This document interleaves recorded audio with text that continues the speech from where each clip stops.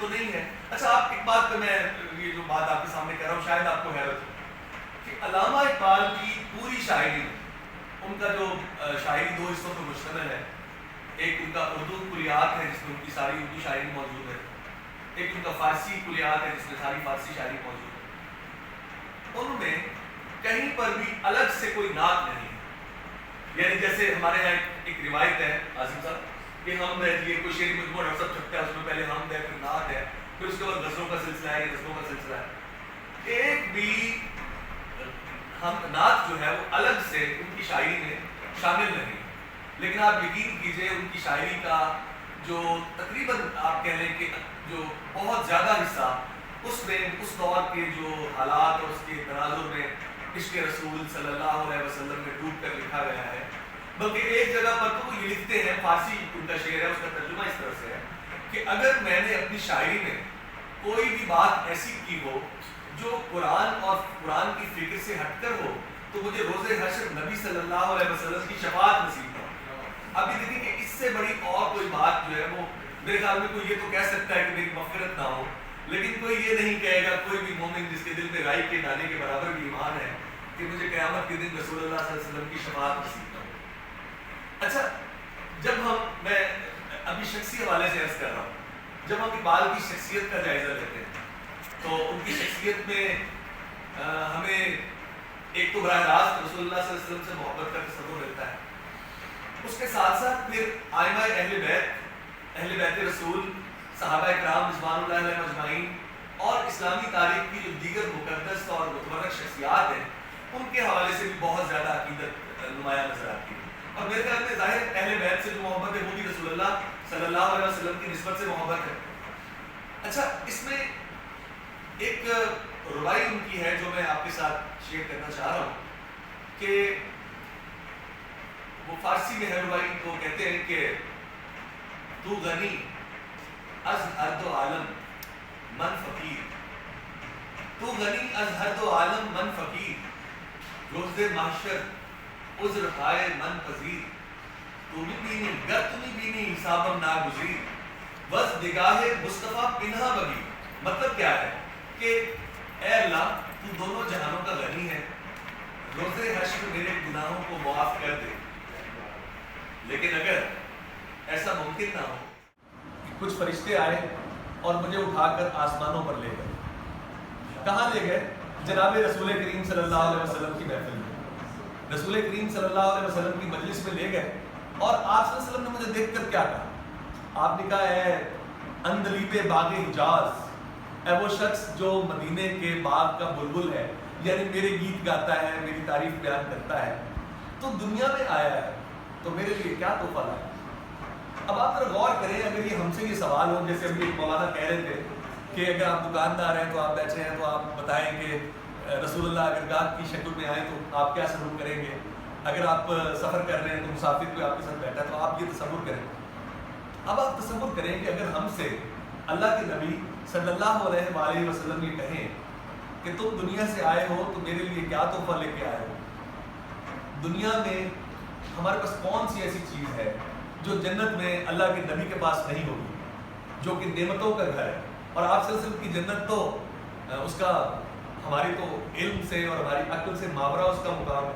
تو اقبال جواب میں کیا کہتے ہیں؟ میں عرض کر رہا تھا روح اثر پہ ڈاکٹر صاحب کہ دور کے حالات کے ساتھ شاعری کو کیسے امپلیمنٹ کیا جائے. حضور دہر میں آسودگی نہیں ملتی, حضور دہر میں آسودگی نہیں ملتی, تلاش جس کی ہے وہ زندگی نہیں ملتی. ہزاروں لالا و گل ہے ریاض ہستی میں, وفا کی جس میں وہ بو وہ کلی نہیں ملتی.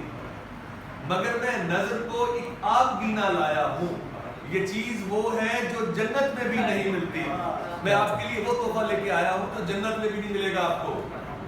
مگر میں ایک آگ گینا کہتے ہیں شیشے کا گلاس یا پیالہ, مگر میں نظر کو ایک آگ گینا لایا ہوں, یہ چیز وہ ہے جو جنت میں بھی نہیں ملتی. اب یہاں پہ ایک سوالیہ نشان ابھرتا ہے سننے والوں کے دل میں, وہاں پہ جو سامعین موجود تھے. کہتے ہیں کہ جب اگلا شعر آیا جو آخری شعر تھا اس نظم کا, رائٹر لکھتا ہے کہ لوگ ماہیے بے آب کی طرح اور مرغ بسمل کی طرح تڑپ رہے تھے. دھاڑے مار مار کر رو رہے تھے، پگڑیاں اور ٹوپیاں اٹھا کے انہوں نے ہوا میں اچھال دی تھی. پھر سنیں، حضور دہر میں آسودگی نہیں ملتی، تلاش جس کی ہے وہ زندگی نہیں ملتی، ہزاروں لالا و گل ہے ریاض ہستی میں، وفا کی جس میں وہ بو وہ کلی نہیں ملتی، مگر میں نظر کو ایک آب گینا لایا ہوں، یہ چیز وہ ہے جو جنت میں بھی نہیں ملتی، جھلکتی ہے تیری امت کی آبرو اس میں، طرابلس کے شہیدوں کا ہے لہو اس میں. آپ یہ دیکھیں کہ شہید کا لہو، ایک نقشبندی بزرگ تھے، ان کا حوالہ دیا ہے، یہ خطبات انگریزی میں ہے، اس کو اردو میں بہت سارے لوگوں نے ٹرانسلیٹ کیا ہے. اللہ حضرت مولانا عبد القدوس گنگوہی رحمۃ اللہ علیہ، یہ اورنگزیب کے زمانے کے بزرگ تھے. ایک ان کا جملہ ہے جس سے اقبال نے آغاز کیا اپنی اسپیچ کا، اپنی اس خطبے کا. وہ کہتے ہیں کہ مولانا کیا کہتے ہیں، علامہ عبد القدوس گنگوہی رحمۃ اللہ، وہ کہتے ہیں کہ محمد صلی اللہ علیہ وآلہ وسلم عرش پر تشریف لے گئے اور واپس آ گئے. ان کی جگہ پر اگر میں ہوتا تو خدا کی قسم کبھی واپس نہ آتا. اب یہ اس کی آگے جو اس کی جو تشریح کرتے ہیں، جو اس کی توضیح کرتے ہیں اقبال، وہ کیا کرتے ہیں؟ اقبال یہ کہتے ہیں کہ اصل میں صوفی کی زندگی کا ایک ہی مقصد ہوتا ہے، اپنی ذات کو ذات حق میں فنا کر دینا. جب وہ اس مقام پہ پہنچ گیا اسے واپسی کی ضرورت نہیں ہے. جبکہ نبی کو واپس آ کر مکہ سے مدینہ ہجرت بھی کرنی ہوتی ہے، طائف کی وادیوں میں پتھر بھی کھانے ہوتے ہیں، احد میں اپنا سر بھی پھڑوانا ہوتا ہے. اس کی زندگی میں بہت سارے ایسے معاملات ہوتے ہیں کہ جن کو لے کر اس نے چلنا ہوتا ہے، اور دنیا میں پھر اللہ کے نام کو سربلند کرنا ہوتا ہے. اقبال کی جو میں بہت ساری یہ بڑا وسیع موضوع ہے، اس پہ بہت ساری باتیں ہو سکتی ہیں، اور میں کیا عرض کروں کہ اس پر تو کتابیں لکھی گئی ہیں اقبال اور عشق رسول پر. میں صرف ایک چھوٹی سی بات جو صرف ایک اشارہ کرنا چاہ رہا ہوں کہ جس طرح میں نے پہلے کہا اقبال کی شاعری میں الگ سے نعت نہیں ہے، لیکن ان کی شاعری کا جو 80% ہے، 80% آپ کہہ لیں کہ جو ان کی شاعری ہے، اس میں بال واسطہ یا بلا واسطہ عشق رسول صلی اللہ علیہ وآلہ وسلم کی جھلک ملتی ہے. اور ایک اگر مجھ سے یہ کہا جائے کہ علامہ اقبال کی شاعری کا سب سے بڑا فن پارہ کیا ہے، یعنی آپ یہ کہہ لیں جی کہ خود اقبال بھی یہ سمجھتے تھے کہ ان کی یہ کتاب اس لائق ہے جی کہ اس کو نوبل پرائز دیا جائے، وہ ہے ان کی فارسی کتاب جاوید نامہ. جاوید نامہ فارسی میں ہے اور یہ سیر افلاق کے حوالے سے ہے. علامہ صاحب اس میں مولانا جلال الدین رومی کے ساتھ آسمانوں کی سیر کرتے ہیں. تو ایک آسمان پر انہیں دو لوگوں سے ان کی ملاقات ہوتی ہے. ایک خاتون ہے قرۃ العین طاہرہ، وہ ذرا کہیں دور ہے، وہ دوسرا منصور ابن حلاج اور غالب. ایک وہاں پہ آواز آتی ہے، وہ کہتے ہیں کہ محمد صلی اللہ علیہ وسلم کا مقام کیا ہے. ایک سوال ہوتا ہے، اقبال سوال کرتا ہے کہ محمد صلی اللہ علیہ وسلم کا مقام کیا ہے.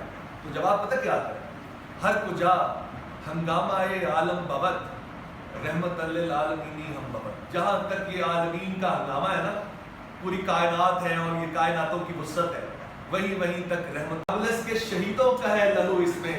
آپ یہ دیکھیں کہ شہید کا لہو بہت قیمتی ہے. اس زمانے میں جنگ بلقان و طرابلس ہو رہی تھی، اور آپ کو یاد ہوگا ایک کہیں نظم آپ نے بچپن میں پڑھی ہوگی، فاطمہ تو آبروئے امت مرحوم ہے، ذرا ذرا تیری مشت خاک کا معصوم ہے. یعنی وہ جو اٹلی نے لیبیا پہ حملہ کیا تھا، یعنی ہمارا شاعر وہ شاعر ہے کہ ہندوستان سے ہٹ کے برے صغیر پاک و ہند سے باہر اگر اٹلی حملہ کرتا ہے بلقان اور طرابلس پر، اگر جنگ بلقان ہوتی ہے، اگر مسولینی کے حوالے سے اور فرسٹ ورلڈ وار یا اس کے نتیجے میں جو مختلف واقعات پیش آتے ہیں تو اس سے متاثر ہوتا ہے اور اس کا دل جو ہے اس کے ساتھ دھڑکتا ہے. وہ ایک امہ کا تصور، وہ جو کہتا ہے نا جی کہ مشکلیں امت مرحوم کی آسان کر دیں. یہ جو مشکلوں کو آسان کرنے والی دعا ہے، یہ اقبال کی شخصیت میں ہمیں نظر آتی ہے. اقبال کی شاعری میں، ان کی شخصیت میں آپ یوں کہہ لیں. میں سید ابو العلا مودودی رحمۃ اللہ علیہ کا حوالہ دینا چاہوں گا. اچھا، کمال کی بات انہوں نے کی. وہ کہتے ہیں کہ دنیا میں بڑے بڑے ملاز، بڑے بڑے علماء، بڑے بڑے صاحبان طریقت ہیں، لیکن جب رسول اللہ صلی اللہ علیہ وسلم کی شخصیت کی بات ہوتی ہے نا، تو وہ عقیدت کی بات تو کرتے ہیں لیکن علمی دلائل سے بات نہیں کر سکتے. اور وہ علماء ہوتے ہیں، ان کا علم، ان کا دین کے حوالے سے شعور ظاہر ہے بہت بلند ہے، لیکن وہ اس علم الکلام سے ناآشنا ہے جس سے یورپ آشنا ہے. وہ اپنی بات کریں گے، اس کا اس طرح سے آنسر نہیں دے، جواب نہیں دے سکتے. وہ کہتے ہیں کہ اقبال جو فلسفی ہے، اقبال فلسفی ہے، اور فلسفی کے علم کی ابتدا ہی تشکیک سے ہوتی ہے، شک سے. فلسفی کو بحث کے اندر خدا ملتا نہیں، ڈور کو سلجھا رہا ہے اور سرا ملتا نہیں، تو وہ تو کنفیوز پرسن ہوتا ہے نا جی. ارسطو نے کیا کہا تھا؟ ارسطو نے میں اب تک یہی، سقراط نے میں اب تک یہی سمجھا ہوں کہ میں کچھ نہیں سمجھا، میں اب تک یہی علم رکھتا ہوں کہ میں کچھ علم نہیں رکھتا. لیکن اس کے مقابلے میں جو صاحبان وحی ہوتے ہیں وہ کیا کہتے ہیں؟ انا مدینۃ العلم. یعنی آگے دیکھیں کہ ایک طرف تشکیک ہے، وہ کہتی ہے میں اب تک یہی سمجھا ہوں کہ میں نہیں سمجھا، اور ایک طرف علم لدنی ہے، وہ جو ابراہیم علیہ السلام کو اللہ تعالیٰ نے کہا تھا، ہم نے باپ کو انہوں نے کہا تھا مجھے اللہ نے وہ علم عطا کیا جو اس سے پہلے کسی کو نہیں ملا تھا. وہ کیا اس کا جو وارث ہے وہ کیا کہتا ہے؟ وہ کہتا ہے انا مدینۃ العلم. یہ یقین اور تشکیک کی بنیاد ہے. تو فلسفی تشکیک کا شکار ہوتا ہے، شک کا شکار ہوتا ہے. وہ کیا کہتا ہے؟